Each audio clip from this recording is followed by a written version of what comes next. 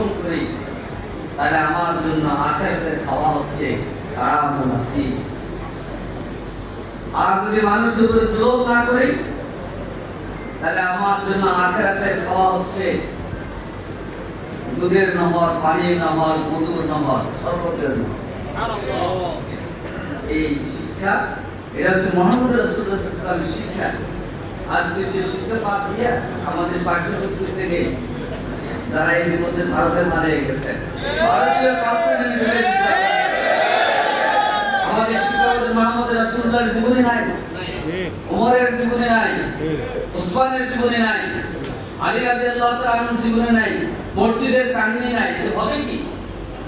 একটা সেকুলার রাষ্ট্র সেকুলার ধ্যান ধারণা তৈরি করার জন্য সব অপকর্ম আওয়ামী করে দিয়েছে।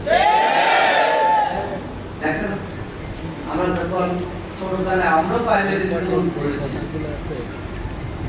তখন ওই একটা কৃষকের গল্প ছিল, সাথে সাথে মুহাম্মদ রাসূলুল্লাহ সাল্লাল্লাহু আলাইহি ওয়াসাল্লামের জীবন।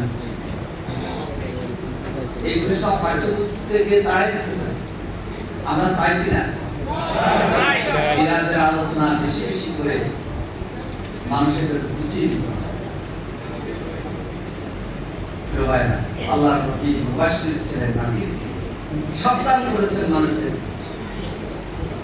আল্লাহর নবী পাহাড়ে চূড়ামুখী দাওয়াত দিয়েছেন, ইয়া আইয়ুহান নাস কুলু লা ইলাহা ইল্লাল্লাহ তুফলিহুন।